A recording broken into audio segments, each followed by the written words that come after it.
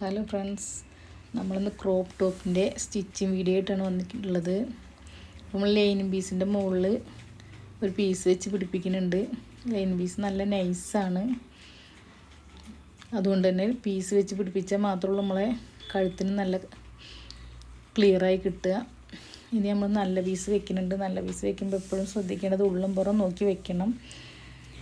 ചീത്ത വശം മുകളിലേക്ക് വരുന്ന രീതിയിലാണ് വെക്കേണ്ടത്. അതിൻ്റെ മുകളിൽ നമ്മൾ കഴുത്ത് വരച്ച പേപ്പർ ക്യാൻവാസും വെക്കുന്നുണ്ട്.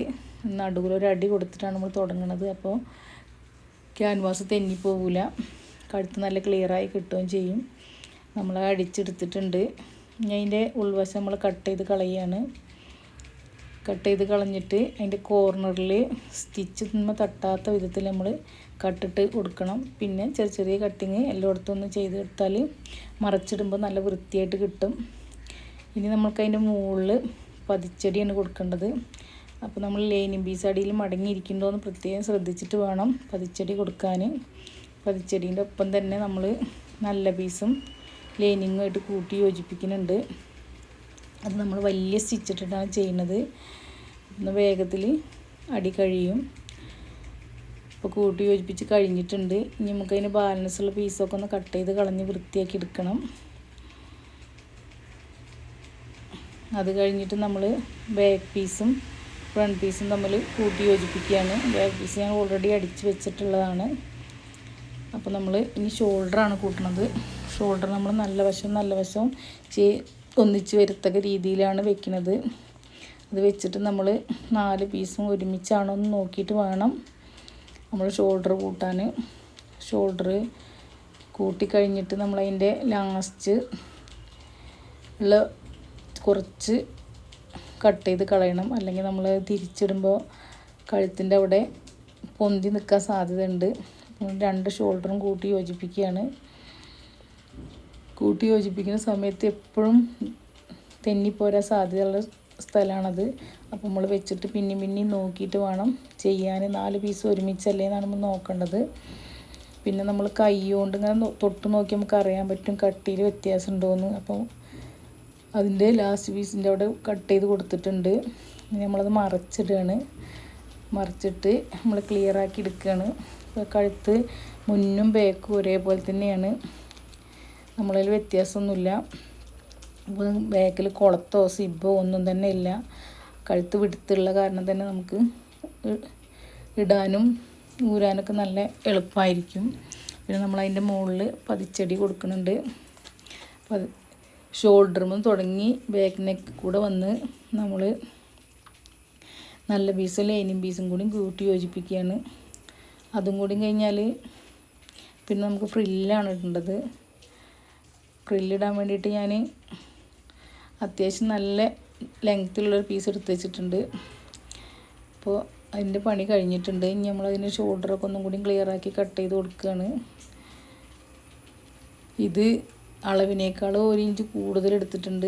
ഇങ്ങനത്തെ ടോപ്പിന് എപ്പോഴും ലൂസാണ് വേണ്ടത്. ഇത് നിങ്ങളെ കൊണ്ട് എല്ലാവർക്കും തയ്ക്കാൻ പറ്റുന്നതാണ്.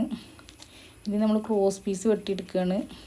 നമ്മളെ കൈ വയ്ക്കാത്തത് കൊണ്ട് തന്നെ അവിടെ ഫിനിഷിങ് വർക്ക് ക്രോസ് പീസിലാണ് നമ്മൾ ചെയ്യുന്നത്.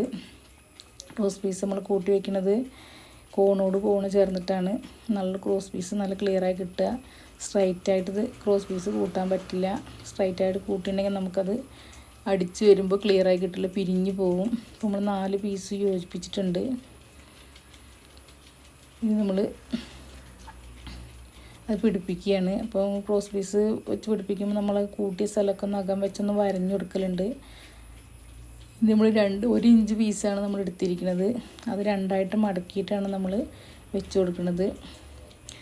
ഒരടി അടിച്ചതിന് ശേഷം നമ്മൾ ബാലൻസ് വന്ന് തുമ്പൊക്കെ കട്ട് ചെയ്ത് കളയണം. അല്ലെങ്കിൽ നമ്മൾ തിരിച്ചിടുമ്പോൾ മടക്കിയടിക്കാൻ നമുക്ക് പ്രയാസമാവും. ബാലൻസുള്ള പീസൊക്കെ വെട്ടിക്കളഞ്ഞിട്ടുണ്ട്. നല്ല കട്ടിയുള്ള തുണിയാണെങ്കിൽ നമ്മൾ ഇടയ്ക്കിടയ്ക്ക് കട്ടിട്ട് കൊടുക്കണം. ഇനി നമ്മൾ അതിനൊരു പതിച്ചടിയും കൂടിയും കൊടുക്കുകയാണ്.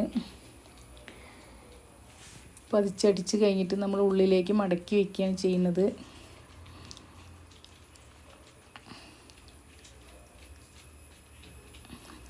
ഉള്ളിലേക്ക് മടക്കി നല്ല ക്ലിയറാക്കി വെച്ച് നമ്മൾ അതിൻ്റെ മുകളിൽ കൂടെ ഒരു അടിയും കൂടിയും കൊടുത്താൽ അതിൻ്റെ വർക്ക് കഴിഞ്ഞു. നല്ല ക്ലിയറായിട്ട് തന്നെ നമുക്കത് കിട്ടിയിട്ടുണ്ട്. ഇനി നമുക്കിതിൻ്റെ ഫ്രില്ലിടാനുള്ള പീസാണ് അടിക്കേണ്ടത്. അത് ഞാൻ 1.25 മീറ്റർ ഉള്ളത് 4 മടക്കിയിട്ട് ആണ് കട്ട് ചെയ്തെടുത്തിട്ടുള്ളത്. അപ്പോൾ നമ്മളതിൻ്റെ വക്ക് ചെറുതാക്കിയിട്ട് അടിച്ചെടുക്കുന്നുണ്ട്. എത്രയ്ക്ക് നൈസായിട്ട് അടിച്ചെടുക്കാൻ പറ്റുമോ അങ്ങനെ അടിച്ചെടുത്താലാണ് അത് ഭംഗി. നമ്മൾ അതിൻ്റെ മോഡൽ തന്നിരിക്കുന്ന സ്കാലപ്പ് വർക്ക് ചെയ്തതാണ്. അപ്പോൾ അത് ആ ഒരു ഭംഗി എന്തായാലും നമുക്കിതിന് കിട്ടില്ല. നമുക്ക് പരമാവധി വൃത്തിയാക്കാൻ നോക്കാം. പിന്നെ നമ്മൾ അതിൻ്റെ മുകളിൽ കൂടെ സ്റ്റിച്ച് വലുതാക്കിയിട്ട് ഒരടി കൊടുക്കുന്നുണ്ട്. നമ്മൾ നൂല് വലിച്ചിട്ടാണ് ഫ്രില്ല് എടുക്കുന്നത്. കൈ കൊണ്ട് നമ്മൾ ഫ്രില്ല് ഇട്ട് കൊടുക്കണില്ല. ഇങ്ങനെ വലിച്ചെടുക്കുമ്പോൾ നല്ല ശ്രദ്ധിക്കണം. എന്താ വെച്ചാൽ നൂല് പൊട്ടിക്കഴിഞ്ഞാൽ നമ്മൾ ഫ്രില്ലിൻ്റെ കേടിടാൻ സാധ്യതയുണ്ട്. അപ്പോൾ മെല്ലെ മെല്ലെ വലിച്ചെടുത്ത് ാണ് നമ്മളത് ചെയ്യുന്നത്.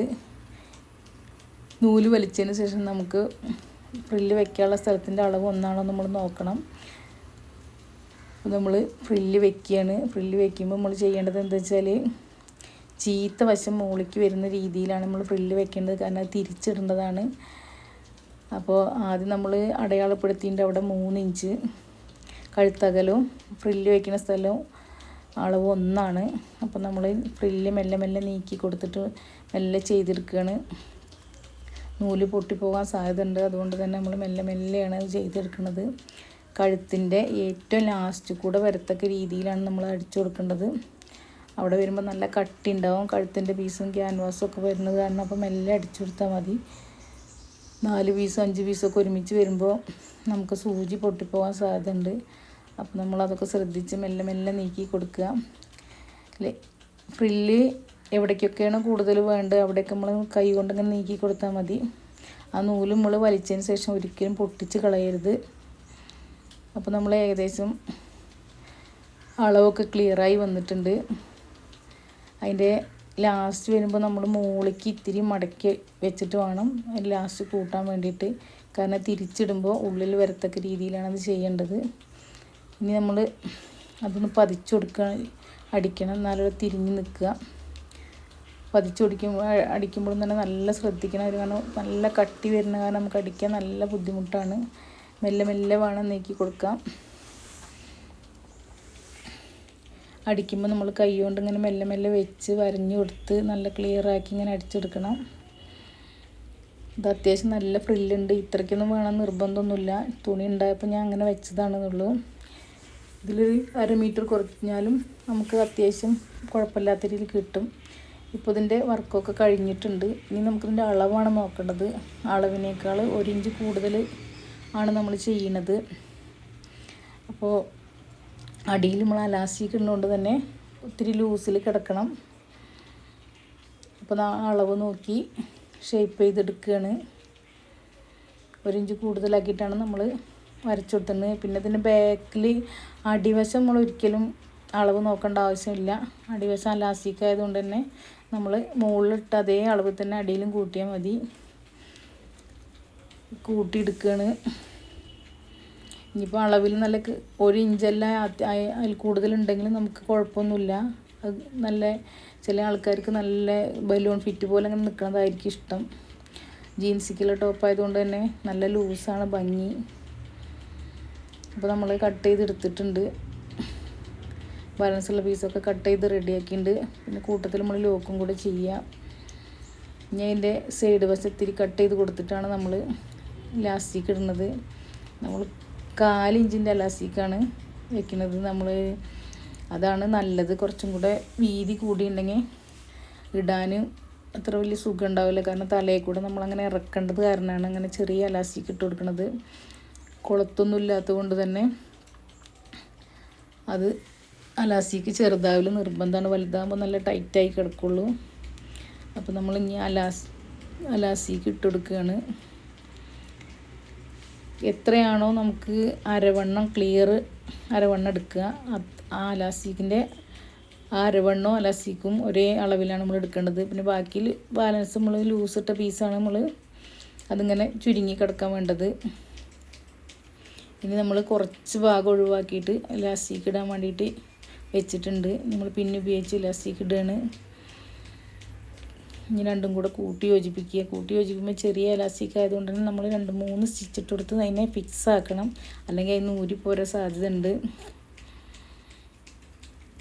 നമ്മൾ ഡബിൾ സ്റ്റിച്ചും ട്രിപ്പിൾ സ്റ്റിച്ചും ഒക്കെ കൊടുത്തിട്ടാണ് ഇലാസ്റ്റിക്കിനെ കൂട്ടി യോജിപ്പിക്കുന്നത്.